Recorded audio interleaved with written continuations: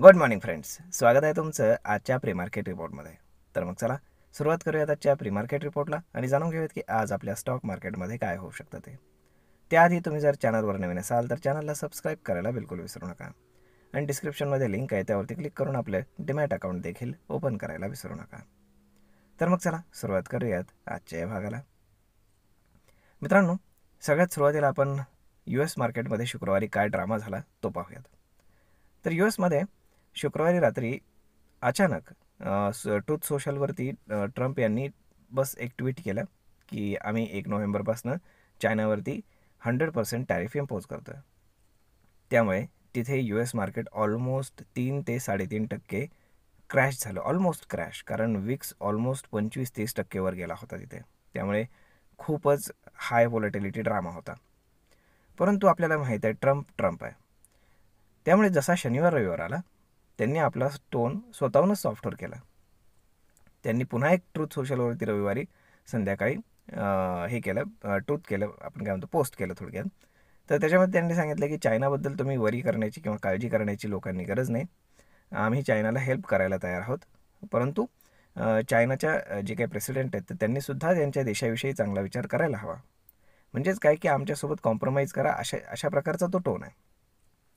परंतु चायनाकडनं फक्त वॉर्निंग देण्यात आली की तुम्ही रोज उठून अशा प्रकारचे कुठलेही टॅरिफ्स लावत जाऊ नका. त्याच्यामुळे संबंध खराबच होतील, चांगले होणार नाहीत आणि अशा पद्धतीने कुठलेही डील होत नसतं.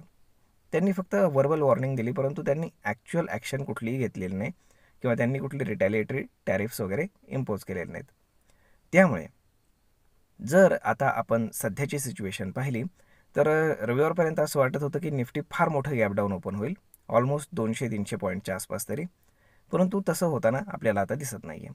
त्याच्यामागे बेसिकली रिझन असं आहे की हा सगळा सिनेरिओ थोडासा सॉफ्टवेअर झाल्यामुळे शनिवार रविवारमध्ये जे USचे फ्युचर्स आहेत आत्ता जे ट्रेड करत आहेत तर ते ऑलमोस्ट 1% आसपास ग्रीनमध्ये ट्रेड करत आहेत. त्यामुळे साहजिकच आहे की एक होप तयार झालं आहे की जर समजा चायनानं काही रिटॅलिएट केलं नाही आणि ट्रम्पने अजून काही केलं नाही तर मग मात्र मार्केट रिकवर होऊ शकतं US मार्केट. आणि त्यामुळे आपल्याकडे जे आहे तर ते गिफ्ट निफ्टी इंडिकेट करत आहे की मार्केट साधारण एक 100 पॉईंटच्या आसपास गॅप डाऊन ओपन होईल. परंतु आता यामध्ये सुद्धा 9 वाजेपर्यंत USचे फ्युचर्स किती ग्रीनमध्ये ट्रेड करत आहेत किंवा ते तिथनंही खाली पडत आहेत का किंवा अजून चायना काही म्हणत आहे का, तर ह्या सगळ्या गोष्टी तिथं मॅटर करणार आहेत. त्यामुळे एक्झॅक्ट याच पॉईंटला ओपन होईल असं सांगता येत नाही. आयदर यापेक्षा थोडं खालीही ओपन होऊ शकतं किंवा थोडं वरही ओपन होऊ शकतं, परंतु ग्रीनमध्ये तर ओपन होणार नाही एवढं मात्र खरं आहे. ओके, आता या सगळ्या गोष्टी पाहता ही अचानक आलेली मुवमेंट आहे. त्यामुळे आपल्याकडे विक्स थोडासा इन्क्रीज होण्याची पॉसिबिलिटी आहे, कारण एकतर रिझल्ट सीझन चालू आहे आणि दुसरी गोष्ट म्हणजे ट्रम्प कधीही काहीही करू शकतात हे त्यांनी पुन्हा एकदा दाखवून दिलं आहे. त्यामुळे आज जर आपण स्टॉक स्पेसिफिक पाहायचं झालं तर आपल्याकडे HCL टेकचे रिझल्ट येणार आहेत की जे अगेन मार्केटला ड्राईव्ह करण्याचा प्रयत्न करतील आणि स्पेशली ते एक टोन सेट करतील IT इंडस्ट्रीसाठी. जर तर आपण युरोपियन आणि एशियन मार्केट्स पाहिले तर मोस्टली डाऊनच आहेत. ओके, त्यामुळे फार काही जास्त म्हणजे आपण काय म्हणतो की शनिवार रविवारपर्यंत जेवढी चिंता करण्यासारखं कारण वाटलं होतं तेवढी चिंता करण्यासारखं सध्या तरी काही दिसत नाही आहे. तर होप सो सगळं काही व्यवस्थित व्हावं. जर आता आपण ऑप्शन्स फ्रंटने जर डेटा पाहिला तर जरी शुक्रवारी FISनं खरेदी करून गेली असली तरी त्यांच्या शॉर्ट पोझिशन्स अजूनही सिस्टममध्ये भरपूर आहेत. शुक्रवारी त्यांनी साधारण 400 कोटींच्या आसपास बाईंग केलं होतं आणि जे डोमेस्टिक इन्स्टिट्यूशन्स आहेत तर त्यांनी साधारण 1700 कोटींचं बाईंग केलं होतं. गेलेच सलग 4 ट्रेडिंग सेशन्स FISनं खरेदी केलेली आहे. भले फार मोठा आकडा नाही आहे, परंतु त्यातल्या त्यात ठीक आकडा आहे.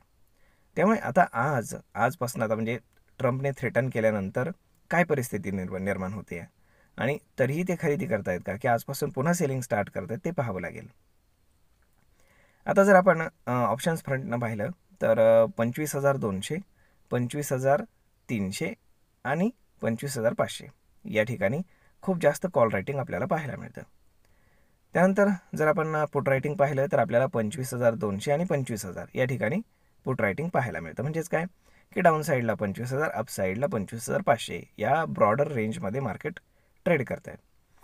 आता आजचा दिवस का महत्त्वाचा आहे तर साहजिकच आहे आज मार्केट ऑलमोस्ट दिवसभर रेडमध्येच ट्रेड करण्याची पॉसिबिलिटी आहे.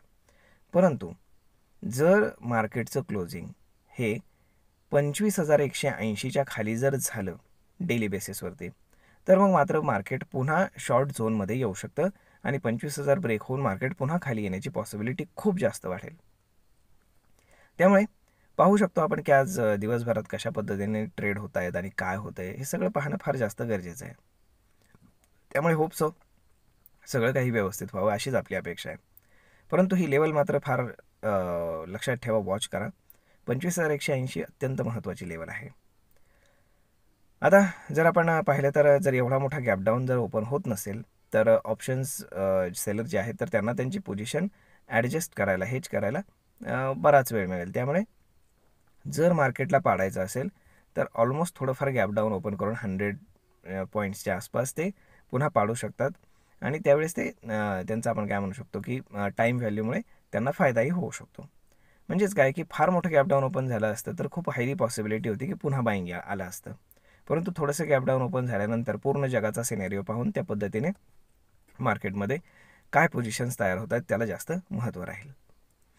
तर होप सो सगळं काही व्यवस्थित व्हावं. तर मग भेटूयात पुढच्या एका नवीन व्हिडिओमध्ये. तोपर्यंत तुम्हाला आजचा हा व्हिडिओ, ही माहिती ट्रेड आणि इन्व्हेस्टमेंट करण्यासाठी कशी वाटली हे तुम्ही आम्हाला कमेंट करून नक्कीच सांगा. आणि जर आवडली असेल तर आपल्या जवळच्या मित्रमंडळींसोबत देखील हा व्हिडिओ तुम्ही शेअर करायला विसरू नका. धन्यवाद.